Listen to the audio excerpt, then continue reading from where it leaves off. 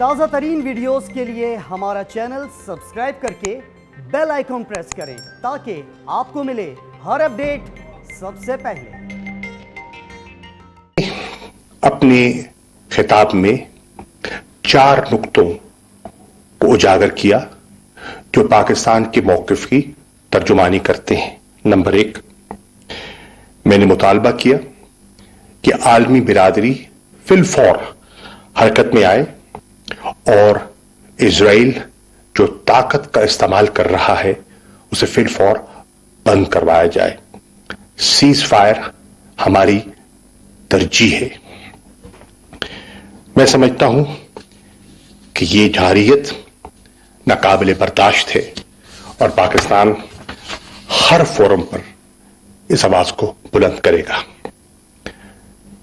میرا دوسرا مطالبہ تھا کہ اقوام متحدہ کی سلامتی کونسل، جنرل اسمبلی اور ہیومن رائٹس کونسل کی جو قراردادیں ہیں ان پر فوری عمل درآمد کروایا جائے۔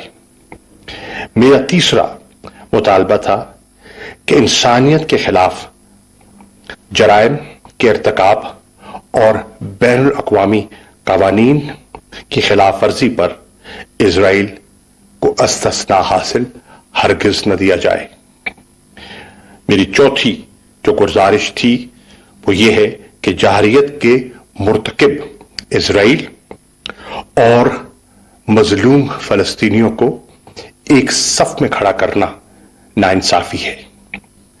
میں سمجھتا ہوں کہ جس طرح میڈیا ہاؤسز کو نشانہ بنایا گیا، یہ اس آواز کو دبانے کی کوشش ہے جو ناکام ہوگی۔ آپ دیکھ رہے ہیں کہ آج کے زمانے میں سوشل میڈیا کے اس دور میں سچائی کو لوگوں کی نظروں سے اوجھل کرنا ناممکن ہے۔ میری کل فلسطین کے وزیر خارجہ سے ٹیلی فون پر بات ہوئی، تبادلہ خیال ہوا۔ میں دیگر وزرائے خارجہ سے رابطے میں ہوں اور میری آج شام کو امریکہ کے وزیر خارجہ سے بھی گفتگو ہوگی۔